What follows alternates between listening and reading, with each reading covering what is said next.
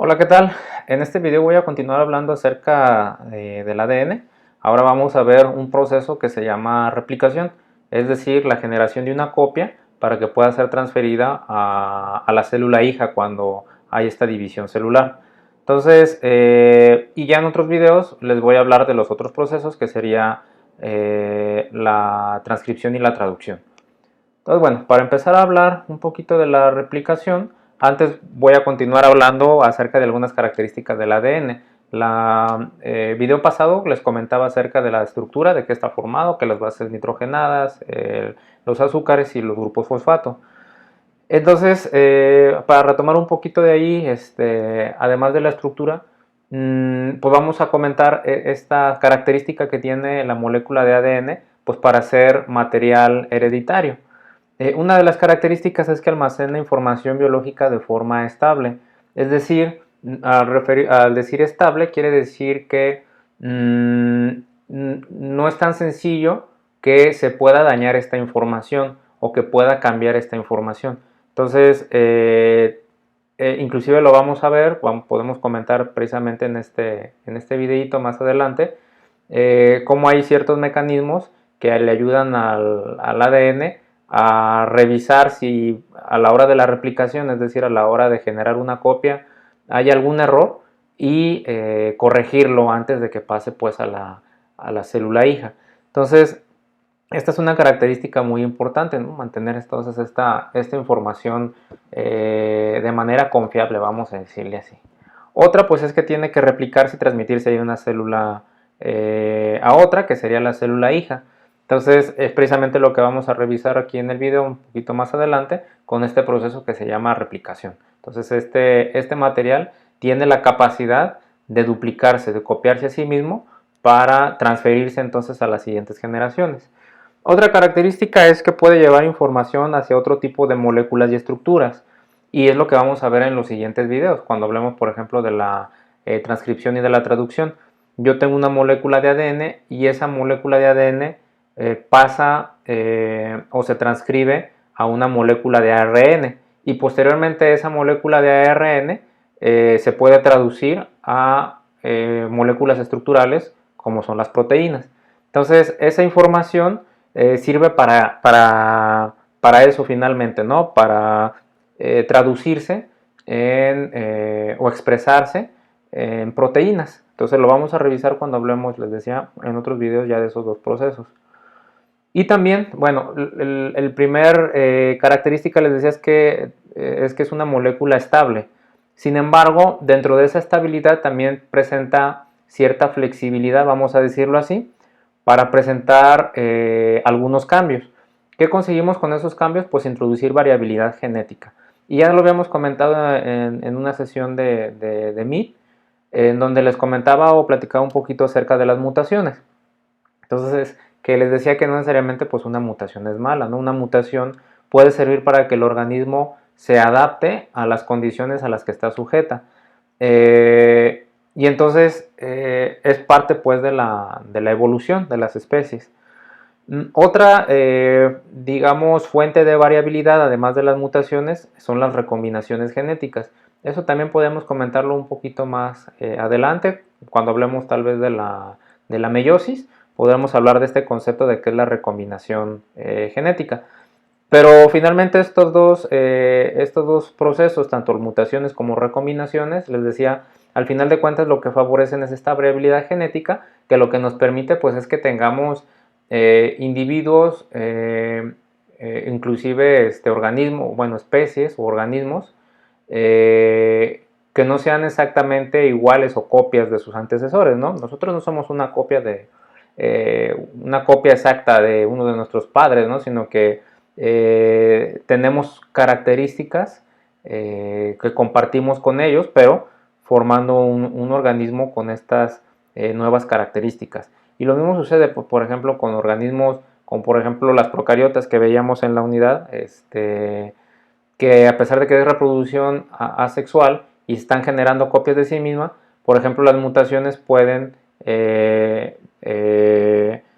introducir esta variabilidad genética, les decía, como una forma de adaptación también, O por ejemplo cuando veíamos los mecanismos parasexuales, ¿no? La transformación, la conjugación y la transducción. Entonces ahí también hay esta introducción de variantes para que entonces haya una cierta evolución, pues, de estos organismos. La mutación es la fuente primaria de variabilidad genética en las especies. Les decía, ya hemos comentado un poco de las mutaciones, inclusive por qué una mutación puede no observarse o expresarse en los organismos. Y ya lo iremos viendo un poquito más adelante, lo volveré a comentar y lo explicaré en un video más adelante, ya, por ejemplo, ya cuando hablemos de la transcripción y de la traducción. Inclusive, por ejemplo, se considera, ahorita que está muy de moda esto de los virus, que los virus también contribuyen, y de hecho lo pudimos haber visto en los mecanismos parasexuales, ¿no? Que hay un mecanismo en donde intervienen los virus, en donde ellos también pueden transportar, intercambiar información entre las células. Y entonces todo esto va generando, les decía, esta posibilidad de tener organismos con características que los puede diferenciar de otros, ¿no? Y que finalmente, pues estas características, al final de cuentas, podrían ser para adaptarse mejor al ambiente en donde están, ¿no? Bueno, les decía, después podemos hablar un poquito más de esto. Las mutaciones, por ejemplo, pueden ser inducidas o pueden ser naturales o espontáneas. Las mutaciones espontáneas pues generalmente llevan mucho tiempo y les decía pues forman parte como de la evolución de los organismos, y hoy en día pues tenemos muchas fuentes de mutaciones o de mutágenos más bien, que son los que inducen estas mutaciones.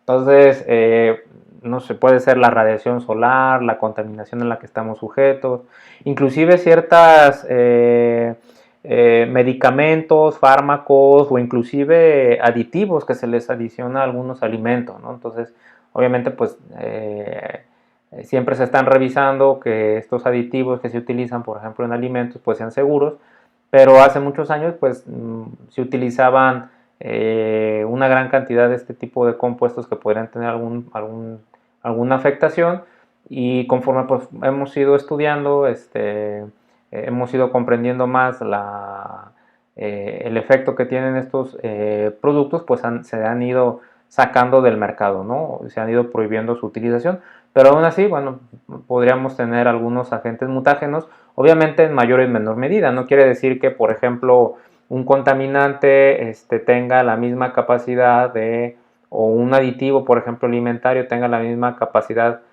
mutagénica que estar expuestos directamente a una radiación ultravioleta, ¿no? Obviamente hay sus consideraciones y sus niveles, ¿no? No quiere decir que va a ser una mutación igual como si yo estuviera expuesto a la radiación como la que hubo en Chernobyl, ¿no? Bueno, eso es una cuestión ya exagerada, ¿no? Pero hay pues niveles de mutagenicidad en los agentes. Luego podremos hablar un poquito, les decía, más de esto. De hecho, inclusive esto fue una técnica, pues, en donde se mutaba una de estas secuencias de material genético para obtener finalmente una proteína mutada. Mereció, pues, el premio Nobel de Química en 1993 a Michael Smith, ¿no? Entonces, ya desde hace tiempo, pues, conocemos el efecto de las mutaciones o los mecanismos de mutación. Y la segunda fuente que les comentaba pues es la recombinación. Esta recombinación la vamos a ver o la podemos comentar, les decía, cuando hablemos de la meiosis. Finalmente el concepto de recombinación es el que dos moléculas de ADN de diferente origen se combinen en una, ¿no? O partes de ellas se combinen en una, y entonces así obtenemos un ADN recombinante, por ejemplo. Y entonces a partir de lo que obtenemos a partir de ese ADN recombinante, pues serían también proteínas ya recombinantes.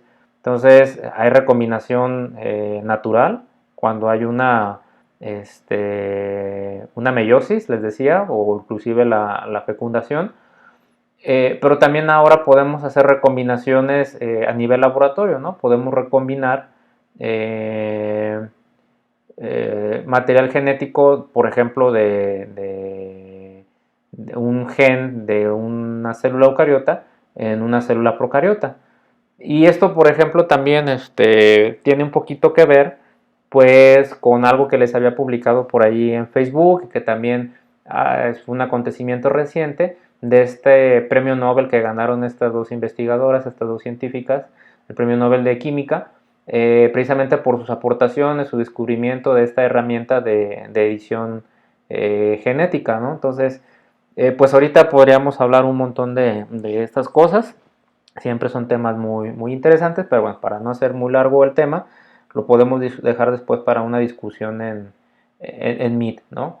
Entonces, bueno, ahí nada más hay una como pequeña representación, ¿no? De las mutaciones y de las recombinaciones. Está una molécula de ADN original y la crucecita representa un par de mutaciones.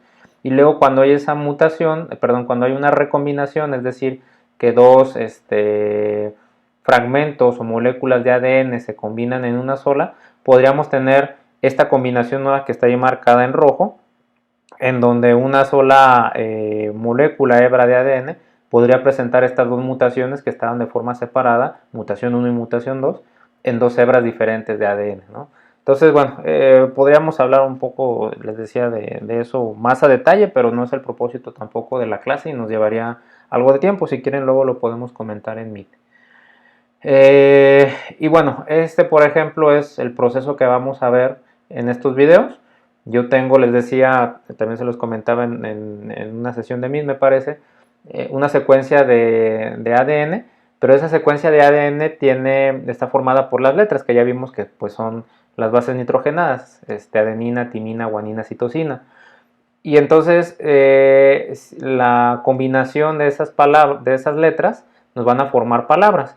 Esas palabras es lo que yo les decía que podríamos hacer la analogía con el gen, ¿no? El gen es esa combinación de esa secuencia de bases nitrogenadas que tienen un significado. Y entonces ahí, por ejemplo, tenemos un gen A, un gen B y un C, que me van entonces a dar como resultado, les digo, como tiene un significado esa combinación determinada de bases, me pueden dar una proteína A, una proteína B y una proteína C.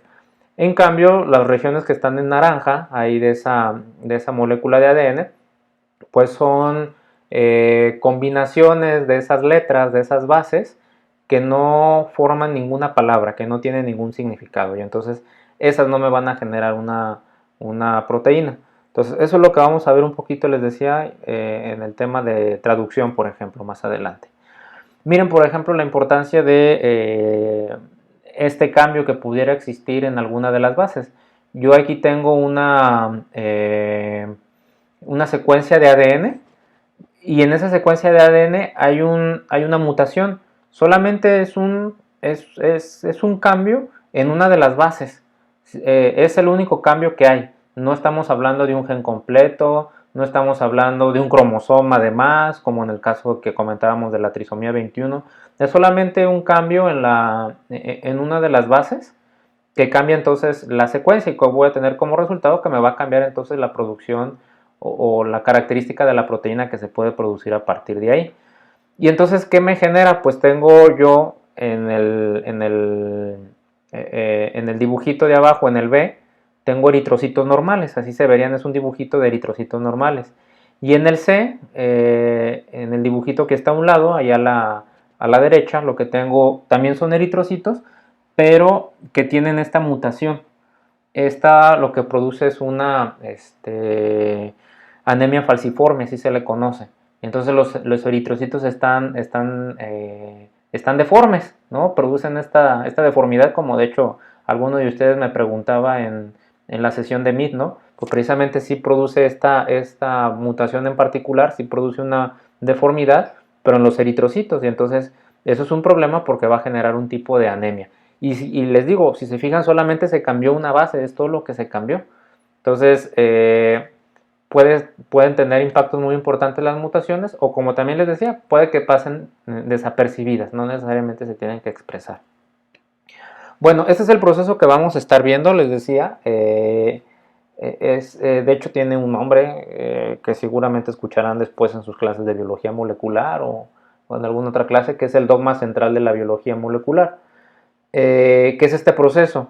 Es la replicación, la transcripción y la traducción. Es decir, la síntesis de ADN es la replicación, es la duplicación del ADN, es hacer copias, eso es lo que llamamos replicación.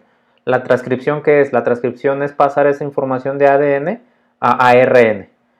Y la traducción finalmente es pasar ese ARN a las proteínas. Entonces ese es el proceso que vamos a estar revisando en estos videos. En este primero les voy a hablar solamente, les decía, de este primer proceso, que es la replicación. Y luego, bueno, ahí hay otro proceso que algunos virus pueden realizar, que es la retrotranscripción. Es decir, el proceso normal que sigue una célula es una vez, o más bien del ADN, pasar o sintetizar a ARN. Pero hay algunos virus que pueden hacer lo contrario, que pueden, a la hora que se adueñan de la maquinaria de la célula, pueden hacer que entonces el ARN que ellos traen lo pasen a ADN. Entonces a eso se le llama retrotranscripción. Pero bueno, también igual luego podemos comentar. Este es un modelo, ¿no? Un modelo de cómo se transfiere la información genética de las moléculas del ADN. Tenemos tres modelos, uno semiconservativo, dispersivo y conservativo. El bueno es el semiconservativo. El dispersivo y el conservativo son solamente modelos teóricos, hipotéticos, pero que realmente no funcionan así. O sea, el ADN no se transfiere de esa manera. ¿Por qué? Lo podemos ver precisamente con el dibujito. Si se fijan, la doble hélice, la molécula original del ADN es naranja, ¿no? Las dos hélices. Y entonces en este sistema semiconservativo, cuando el ADN se duplica,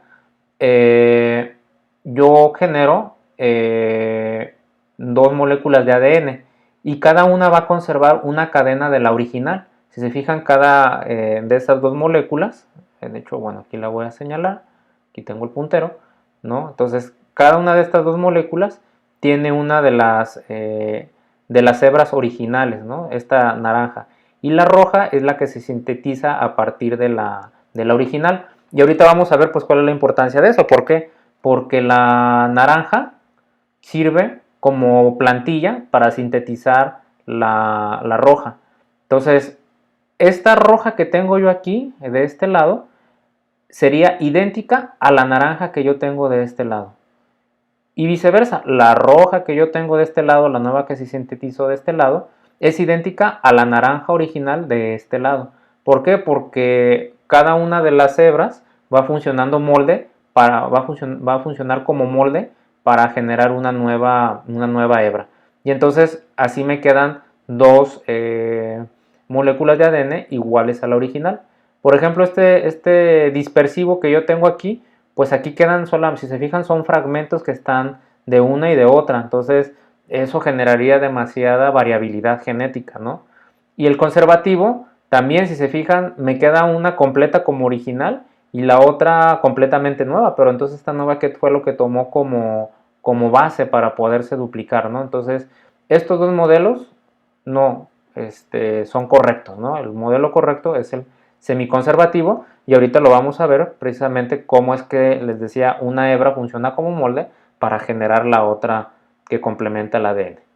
De hecho, aquí es un poquito ya de lo que podemos ver. Tenemos la doble hélice o la doble hebra del ADN. Ya vimos, por ejemplo, al interior quedan las bases nitrogenadas y en las orillas, formando esta especie de barandales de una escalera de caracol que ya comentábamos que es a lo que asemeja al ADN o podemos asemejarlo, están los azúcares y bueno, el azúcar y los grupos fosfato. Entonces, estas hebras se van abriendo. Si fijan, aquí están unidas por los puentes de hidrógeno que ya comentábamos de las bases nitrogenadas y se van abriendo. Y entonces cuando se van abriendo, como hay esta complementariedad que ya también comentamos, es decir, si hay una timina, solamente se le puede agregar o se le puede pegar una adenina. Si hay una citosina, solamente se le puede agregar una guanina. Y entonces, al haber esta complementariedad, se van pegando esta nueva hebra, y del otro lado también yo tengo una nueva hebra que se va generando. ¿Cómo sabe qué nucleótido ir pegando? Ah, pues porque el complementario le va diciendo. Entonces el sistema va leyendo, entre comillas vamos a ponerle así, va leyendo y entonces encuentra una timina, entonces sabe que tiene que pegar una adenina acá. Hay una citosina, sabe que tiene que pegar una guanina. Hay una adenina, sabe que tiene que pegar una timina. Hay una guanina, sabe que tiene que pegar una citosina. Y así es como va haciéndose complementaria. Y si se fijan, esta secuencia nueva que viene formándose aquí es igual a la secuencia original que está de este lado, funcionando como molde para generar una nueva hebra. Entonces esta nueva hebra que se está generando aquí es igual a la hebra original que está del otro lado. Entonces yo tengo timina, citosina, adenina, guanina, y como original yo tengo timina, citosina, adenina, guanina. Entonces así es como va funcionando, y entonces al final de cuentas pues me van a quedar dos moléculas idénticas al ADN original del que ya estoy partiendo. Entonces así es como funciona este modelo semiconservativo. Es lo mismo, nada más con otra representación, con bloquecitos. De hecho ahí está de donde saqué las figuritas, de uno de los libros que inclusive yo les pasé por ahí que pueden revisar. Y es lo mismo, ¿no? Se abre la doble hélice y entonces las naranjas son las originales que parten de aquí. Y las rojas son las nuevas que se están sintetizando. Esta roja, por ejemplo, de aquí abajo, es idéntica. Si ustedes ven los colorcitos de las bases como están representados aquí, van a ver que es idéntico a la naranja que está aquí arriba. Y esta roja que está aquí ahí abajo, que es la nueva que se está sintetizando, si la comparan con la naranja que está aquí abajo, van a ver que es exactamente igual. Fíjense, viene verde, amarillo, azul, azul, rosa, verde, verde, amarillo, naranja, bueno, rosa y azul, que es exactamente igual a la que yo tengo aquí abajo. Y entonces ese es el proceso semiconservativo. Entonces aquí es lo que podemos ver, ¿no? A través de varias generaciones, ¿no? Hay una replicación y entonces siempre se está manteniendo una cadena original. Pero como la otra sirve de molde, yo al final de cuentas obtengo un par de moléculas de ADN original, iguales a la original. Así es como sucede el proceso, es una representación, un dibujito que ustedes pueden encontrar en cualquier libro de bioquímica, de biología, celular o biología molecular. Esto es a lo que le llamamos la replicación, este es el proceso de replicación. Entonces, no es una clase pues de biología molecular, les voy a explicar así de forma muy general el proceso, y ahorita inclusive lo vemos con algún videito, alguna animación para que quede un poco más claro. Aquí lo que yo tengo pues es la doble hebra de ADN, y entonces a partir de aquí, si se fijan, se empieza a abrir, ya se abre, ¿no? Las dos hebras de ADN. Aquí donde se empieza a abrir se le llama la horquilla, aquí está mal, no es horquilla, es horquilla, la horquilla de replicación, ¿vale? Aquí donde se empieza a abrir la horquilla de replicación. Si fijan, parece como una especie de sierra, ¿no? Que se está abriendo. Entonces esta horquilla de replicación es donde se comienza a abrir. ¿Qué es lo que hace que la hebra se comience a abrir? Hay unas proteínas. Híjole, aquí está.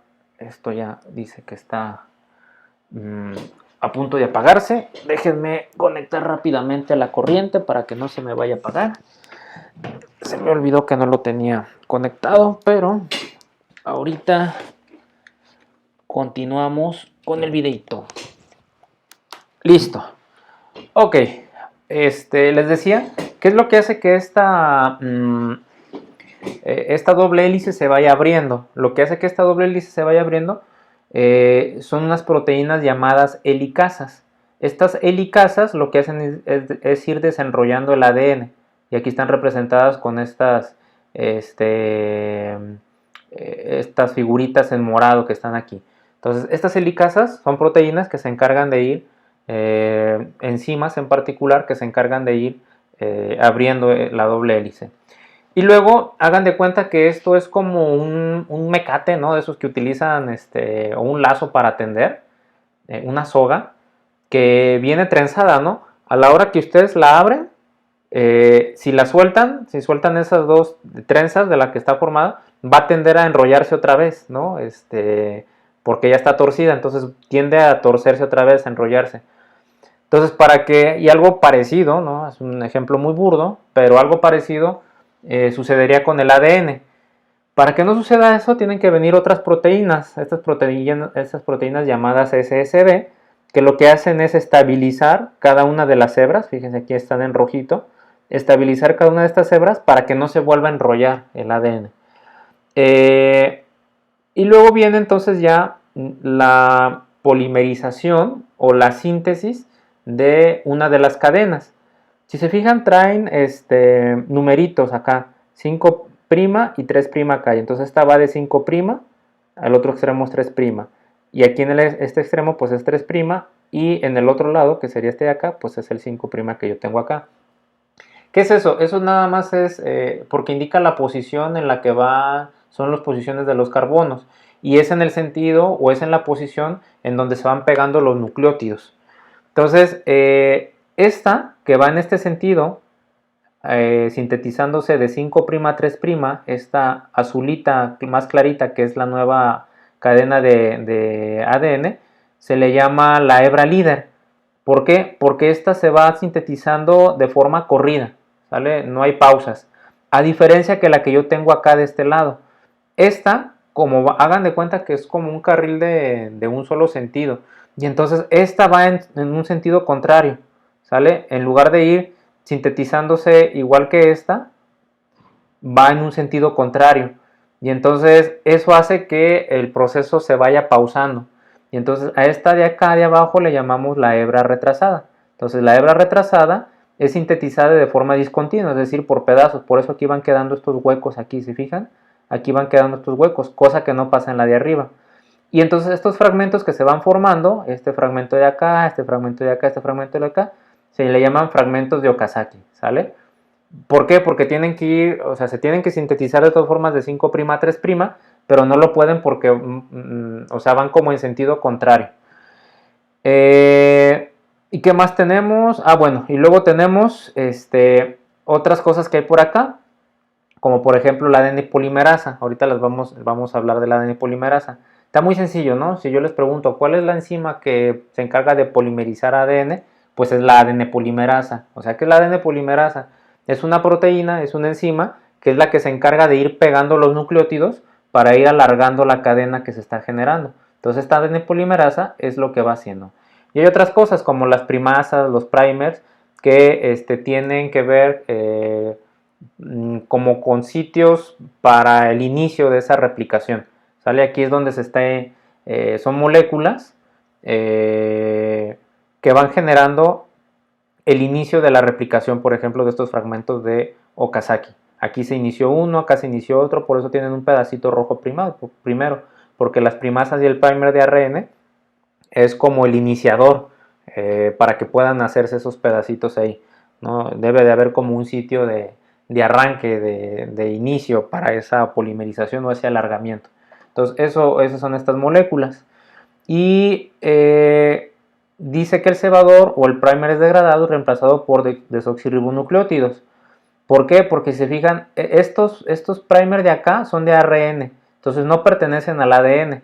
Tiene que venir otra molécula para ir sellando estos huequitos que va quedando aquí. Si se fijan, aquí hay un hueco, acá hay otro hueco, acá va a quedar otro hueco. Entonces tienen que venir unas moléculas unas proteínas para sacar entonces estos fragmentos que van quedando, estos primers, y reemplazarlo con los nucleótidos que van a ser ya de ADN. Y entonces va sellando o va tapando estos huequitos que van quedando, ¿sale? Y esto lo hace también una serie de enzimas llamadas ligasas, ¿no? Se llaman ligasas porque pues van uniendo estos nucleótidos o van formando estos enlaces. Entonces vamos a verlo con alguna animacioncita. Les digo, se los expliqué así muy rápido, muy sencillo, porque no es, les decía, una clase de biología molecular. Seguramente este proceso lo van a ver en bioquímica ya bien detallado y en una clase también puede ser de biología molecular.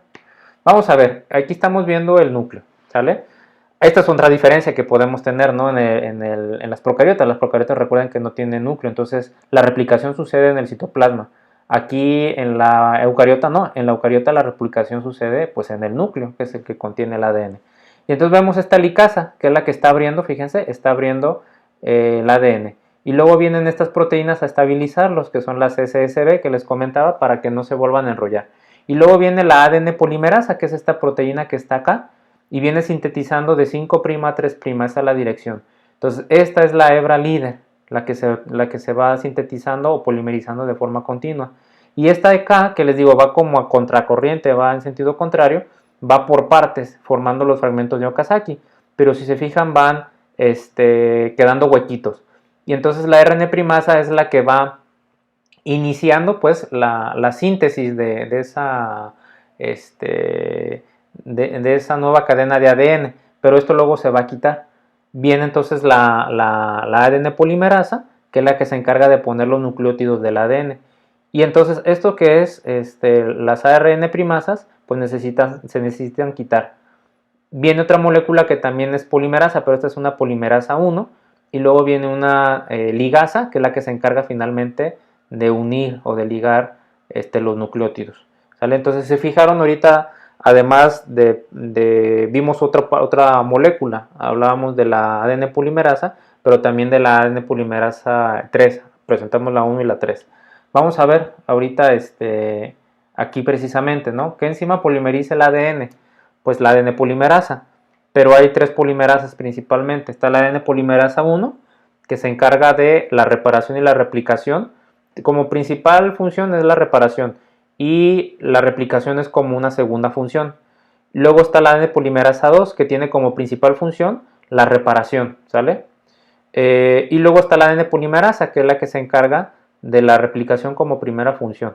Es decir, la ARN polimerasa 3 es la que se encarga de replicar el ADN, ¿sale? Esa es su principal función.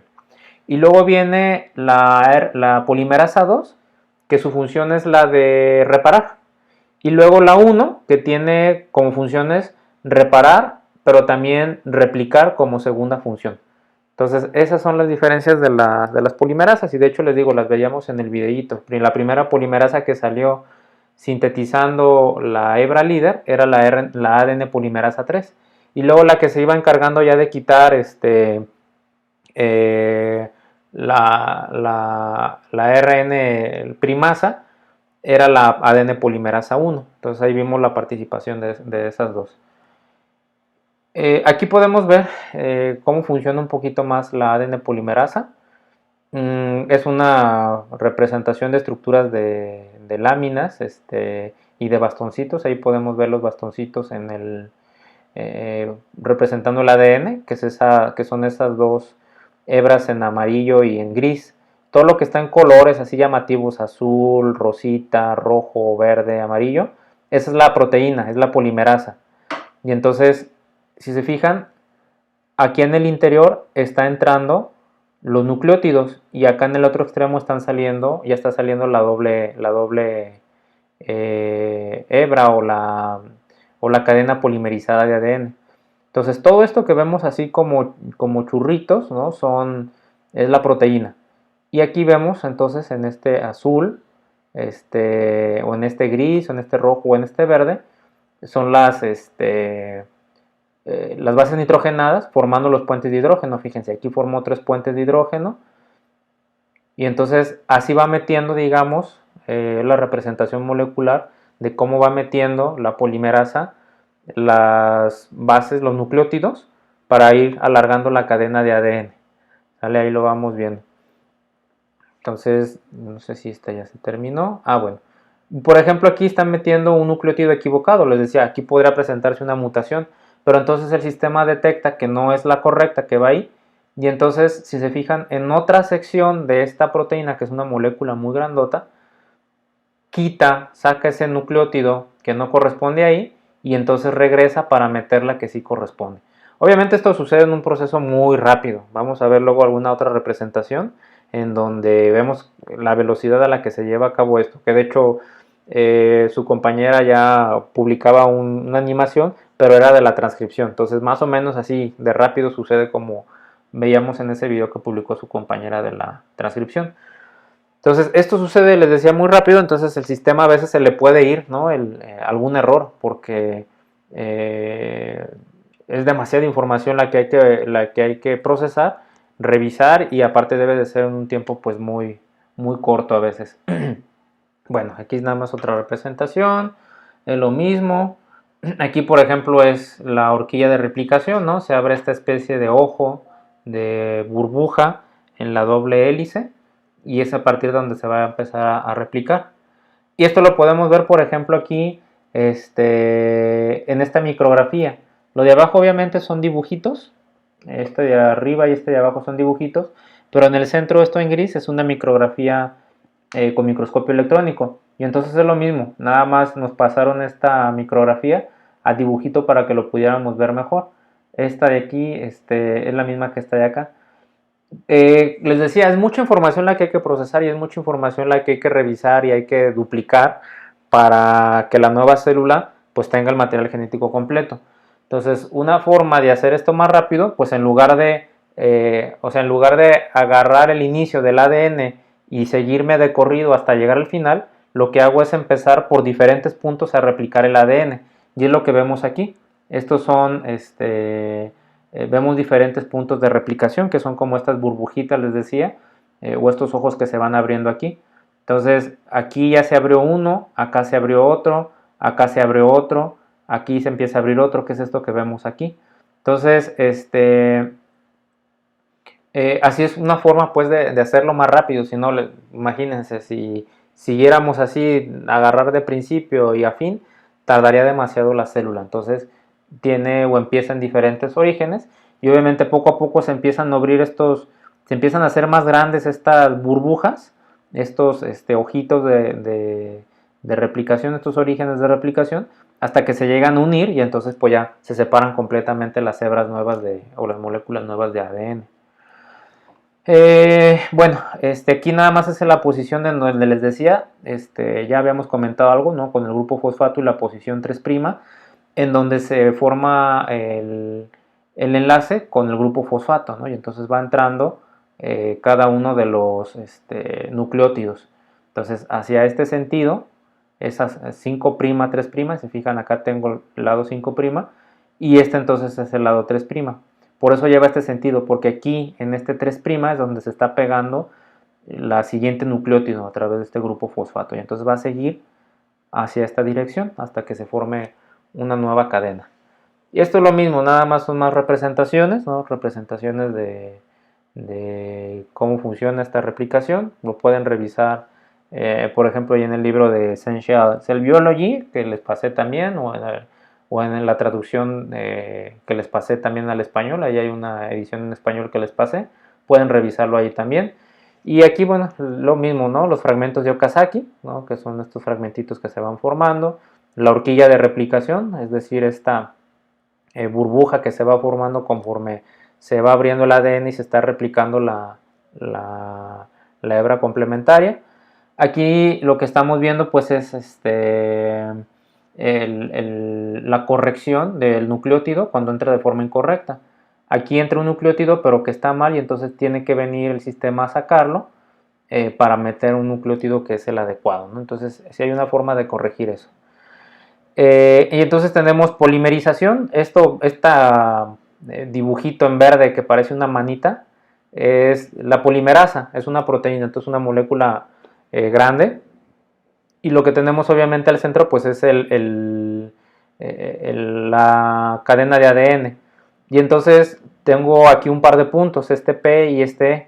Y entonces aquí, por ejemplo, en el P está polimerizando, ¿no? Está polimerizando, es decir, está pegando los nucleótidos. Pero cuando hay un error, y de hecho lo veíamos en una de las animaciones, agarra o se va a otra posición, que es este E, por ejemplo, que está aquí, que es la lectura a prueba de error, el proofreading, y entonces repara ese error, ¿no? Saca el nucleótido que está mal para que luego pueda regresar nuevamente al punto de polimerización, y entonces pegue el nucleótido correcto ahí en ese lugar.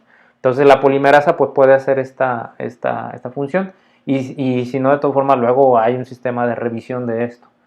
Les decía, pero puede pasar muy rápido y sí puede haber algunos errores que se vayan. Aquí estamos viendo lo mismo, nada más son más representaciones, les digo, las saqué ahí del libro de Essential Cell Biology. pero es básicamente lo mismo, ¿no? Nada más con otra representación, otros dibujitos, ¿no? Pero es lo que vemos aquí, el proofreading, en donde saca el nucleótido que está mal puesto ahí, que no corresponde, para luego meter el adecuado. ¿Qué más aquí? Pues es básicamente lo mismo de lo que les comentaba de los diferentes orígenes de replicación. Aquí de un lado se está sintetizando, se está polimerizando el ADN, pero del otro lado ya se abrió otra horquilla de replicación para hacer esto más rápido, y entonces están avanzando, y a la hora que se alcanzan o se juntan, pues ya se formó completamente la nueva cadena de ADN, ¿no? Entonces así es como se gana tiempo para hacer esto. Esto es otro dibujito, otra representación, igual el primero que veíamos. Vemos lo mismo, las helicasas, las polimerasas, la doble hélice de ADN, las hebras que se abren, la nueva cadena sintetizada, el fragmento de Okazaki de esta línea. Entonces es el mismo que ya habíamos visto, pero se los pongo para contrastarlo con este. Así es como se los platiqué primero, ¿no? Que así estaba pasando, inclusive así lo vimos en el video, que acá arriba está la hebra líder, la que va de forma continua, y acá abajo va la hebra retrasada, que va haciéndose por fragmentos de Okazaki, que luego se van a pegar. Pues realmente no sucede así tal cual está en el dibujito y en los que veíamos anteriormente, realmente sucede como este de aquí. ¿Qué es lo que pasa? La hebra retrasada lo que hace es dar una vuelta, dar un giro, forma un bucle aquí. ¿Para qué? Porque aquí en la horquilla de replicación está toda la maquinaria que ayuda, pues, o hace la replicación. Aquí están los cebadores, aquí están las primasas, y entonces, para no tener, o sea, si nosotros viéramos este modelo, yo tendría que tener una maquinaria también, o sea, una maquinaria en los dos lados de la hebra para poder hacer la polimerización de cada una de ellas. Pero el sistema realmente lo que hace es aprovechar el mismo punto de replicación, girando este de aquí para entrar y entonces darle también el mismo sentido a la replicación. Y entonces realmente así es como sucede. Esta que es la retrasada hace un giro y queda entonces aquí acoplado a toda la maquinaria que tengo aquí para hacer entonces la síntesis de la cadena retrasada, de la otra hebra. Entonces realmente así es como funciona. Se me hace que viene una... no viene, o sí viene. Ah, aquí está, sí. Miren, así es como sucede realmente. Si se fijan, aquí está, bueno, ya se amplió un poquito, pero aquí entra la doble cadena de ADN. Aquí se está separando, miren, aquí entra y aquí se está separando. Aquí va una hebra y aquí va la otra hebra. Esta es la horquilla de replicación.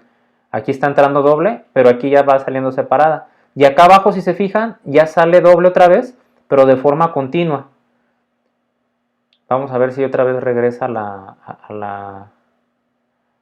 la vista más alejada para explicarles. Miren, aquí entonces va completa ya, van otra vez dos, porque esta es la hebra líder, va de forma continua. Pero en el otro lado, si se fijan, se ve un pedacito que sale como una sola hebra, pero a la hora que da la vuelta y entra nuevamente en esta maquinaria, que es la que vemos aquí, ya empieza a salir como una doble hebra. De hecho, aquí se alcanza a ver, miren, aquí va, sale como una hebra, una sola hebra, pero da la vuelta y entra la maquinaria y aquí ya va saliendo como una doble hebra, miren, y ya se pega con otra y sale. Y aquí va como una doble hebra y sale. Voy a ponerlo otra vez para que lo apreciemos un poquito más. Aquí va, ¿no? Entra la doble hélice y aquí en la horquilla se divide en las dos. Aquí se está dividiendo, aquí se divide una y aquí se divide otra. Y en este lado ya va doble, porque es la continua, la líder. Pero acá en la de arriba no, sale una hebrita y luego acá ya se está replicando y se junta y ya se completó. Miren, aquí ya se replica y va formándose doble hélice ya. Y la otra no, la otra siempre se mantiene continua, fíjense. Y aquí lo vemos otra vez, aquí va y se separa porque ya completó. Aquí va otra vez haciéndose doble, viene a pegarse la otra, se separa, ¿no? Aquí sale doble y aquí ya viene la otra doble, se separa, ahí se separó. Aquí viene como una sola, acá viene entrando como una sola, pero ya viene doble y se separa. Entonces así realmente es como sucede, ¿no? Y así de rápido que se ve es también como así de rápido que sucede en la célula. Y entonces pues imagínense, ¿no? Es como ustedes les pusiera a transcribir un libro completo y les diera media hora para hacerlo. Y entonces tienen que hacerlo súper rápido. Pues obviamente puede haber errores ahí. Y entonces, aunque el sistema tiene mecanismos para revisar estos errores, pues en alguna de esas se le puede ir y entonces encontramos o podemos encontrar estas mutaciones, ¿no? De las que hablábamos. Simplemente algunos conceptos de los que acabamos de ver en este sistema de replicación. Un replicón es una unidad de ADN donde ocurre la replicación, ¿no? A eso le llamamos un replicón. Si alguna vez ven en algún libro y ven que dice replicón, ¡ay, qué es el replicón! Pues el replicón solamente es donde está ocurriendo la replicación, eso le llamamos replicón. Esta unidad contiene un origen de replicación que funciona como el sitio de inicio de replicación, ya lo vimos, ¿no? Pues tiene que haber un lugar donde va a empezar, eso es el origen de replicación. El replicón en el ADN procariota o eucariota, dice, un replicón es el ADN procariota o eucariota, un plásmido o un ADN viral, o sea, cualquier molécula de ADN, ya sea en la procariota, en la eucariota, un plásmido o un virus, cuando se está replicando, es lo que conocemos como replicón, ¿sale? Aquí hay unas diferencias ya con la célula procariota y la célula eucariota que es importante puntualizar, les decía, por eso quería ver el tema ya al final de la unidad, porque ya vamos a enlazarlo con la unidad de eucariota. Dice, la replicación del ADN procariota está asociada a la formación del septo durante la división celular, es decir, cuando la procariota se empieza a dividir, la replicación ya está sucediendo, ¿sale? Para que a la hora entonces que esté completamente ya formada la réplica del ADN, la célula lo único que tenga que hacer es finalmente separarse. En células eucariotas, sin embargo, esta es una diferencia, la replicación inicia durante la fase S del ciclo celular. Entonces, en la siguiente unidad, célula eucariota, vamos a hablar de ciclo celular y vamos a hablar de la fase de la G1, de la S, de la G2 y de la fase M, ¿sale? Entonces, ¿en dónde sucede la replicación durante ese ciclo celular? Pues sucede durante la fase S. De hecho, por eso se llama fase S, porque es la fase de síntesis. Entonces, ahí en las eucariotas, ahí sucede, ¿no? En ambos tipos celulares, la replicación de ADN tiene como fin la división celular. Entonces, esto es igual para las dos. Y pues es obvio el propósito, ¿no?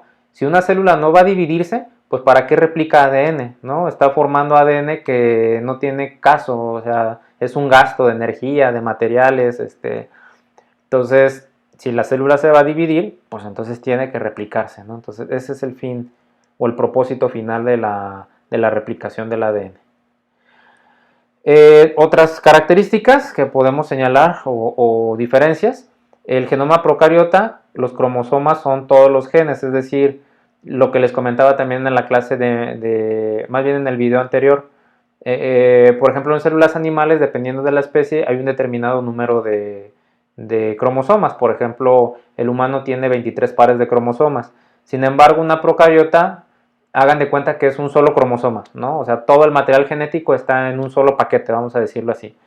En las células animales, ¿no? Por ejemplo, nosotros tenemos 23 pares de paquetitos de material genético, ¿no? Que son los genes. Tenemos 23 pares de cromosomas. Entonces tenemos 23 pares de cromosomas. Y el genoma de la procariota no tiene, obviamente, no está en un núcleo, ya lo hemos comentado, sino que puede estar a lo mejor en una región al que le conocemos como nucleoide, también ya lo hemos comentado, ¿no? Que no es un organulo como tal, no es un núcleo como el de la eucariota, simplemente es una región del citoplasma donde se encuentra el ADN, eso es lo que le llamamos nucleoide. Y bueno, en la eucariota obviamente sí está ese material genético en el núcleo. Y una cosa que vamos a ver en el siguiente video, que por ejemplo en la procariota la transcripción del ARN está ligado a la traducción. Es decir, ahorita vimos la replicación, pero en los siguientes videos vamos a ver la transcripción y la traducción. En la procariota, cuando el ADN se está transcribiendo a ARN, ese ARN ya está formando la proteína. Entonces es como es un paso ¿cómo se le llama? Es un paso simultáneo. A la hora que está, les decía, saliendo el ARN, ese ARN ya está produciendo, ya puede estar produciendo la proteína. En las eucariotas no, en las eucariotas se da por separado. ¿Por qué? Porque como en la procariota no hay un núcleo, la replicación, la transcripción y la traducción se da en el citoplasma. Pero como la eucariota tiene núcleo, la replicación, lo que acabamos de ver, se da en el núcleo. Y la transcripción, bueno, la traducción ya se tiene que dar en el citoplasma. Y entonces están, digamos, en compartimentos separados los procesos. Es como una fábrica que tiene compartimentos separados. En la fábrica de la procariota, todo se hace en una misma sala. Y entonces todo el proceso se puede encadenar. Pero en la eucariota no. En la eucariota, como tenemos compartimentos, las moléculas tienen que pasar de un compartimento a otro y entonces por eso el proceso no va encadenado, no va precisamente sucediendo de forma simultánea como la procariota. Entonces eso lo vamos a ver en los siguientes videos, les decía, cuando hablemos de transcripción y de traducción. Bueno, justo no quería tardarme más de una hora en el video, entonces creo que sí lo logré. No sé exactamente cuánto hice, ¿no? Menos de una hora, eso sí. Y entonces, bueno, le voy a dejar hasta aquí. Esto lo comentamos la siguiente clase y ya los siguientes procesos que les decía es transcripción y traducción, pues lo vemos ya en otro video, ¿vale? Entonces cuídense y seguimos en comunicación.